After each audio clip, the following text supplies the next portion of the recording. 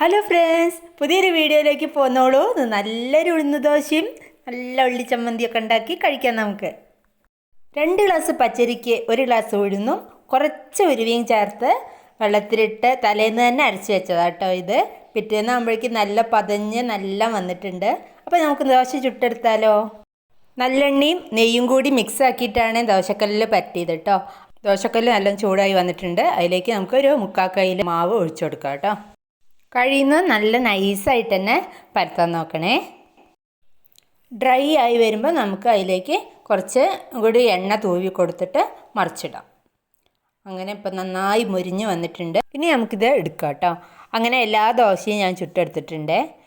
ഇനി നമുക്ക് ദോശയിലേക്ക് വേണ്ട ഉള്ളിച്ചമ്മന്തി എങ്ങനെ ഉണ്ടാക്കാൻ നോക്കാം. ഈ ദോശക്കല്ലിനാണ് കേട്ടോ ഞാൻ ഈ മുളക് വറുത്തെടുക്കുന്നത്. ചുട്ടെടുക്കാൻ പറ്റുകയെന്ന് വെച്ചാൽ കൂടുതൽ ടേസ്റ്റ് ഉണ്ടാവും. നമ്മുടെ അടുപ്പൊക്കെ കത്തിച്ചിട്ടേ ഇങ്ങനെ ദോശക്കല്ലിൽ വറുത്തെടുക്കുമ്പോഴും അതേ ടേസ്റ്റ് തന്നെയാണ് കേട്ടോ ഉണ്ടാവുക. അപ്പോൾ ഇന്ന് ഞാൻ അടുപ്പ് പിടിപ്പിക്കാത്തതുകൊണ്ട് ഇപ്പോൾ ഇതിൽ തന്നെ അങ്ങോട്ട് എടുത്ത് മുരിപ്പിച്ചെടുത്ത കേട്ടോ. ഞാൻ അതിലേക്ക് ലേശം ഉപ്പെടുക്കാം, പിന്നെ കുറച്ച് മുളക് പൊടി. ഇത് കാശ്മീരി മുളക് കേട്ടോ, അപ്പോൾ കുറച്ചും കൂടി ഒരു കളർ ഉണ്ടാവുമല്ലോ, അപ്പോൾ അതും എടുത്തിട്ടുണ്ട്.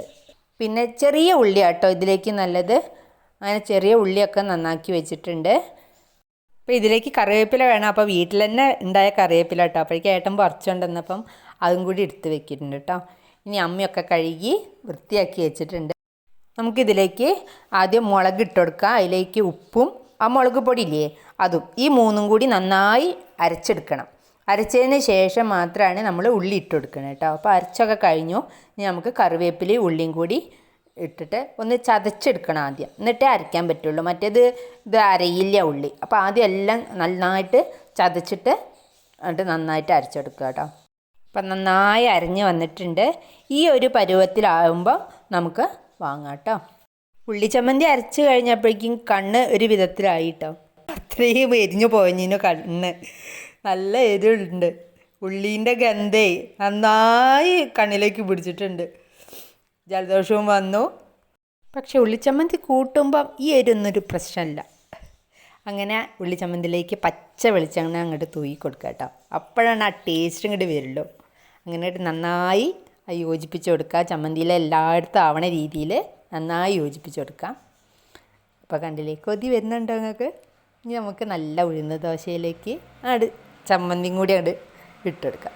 ഇനി നമുക്ക് ദോശയിൽ ദോശ ഇങ്ങനെ എടുത്തിട്ട് അതിൽ ഒപ്പി ഇങ്ങനെ എടുത്ത് എന്താ ടേസ്റ്റ് അറിയോ?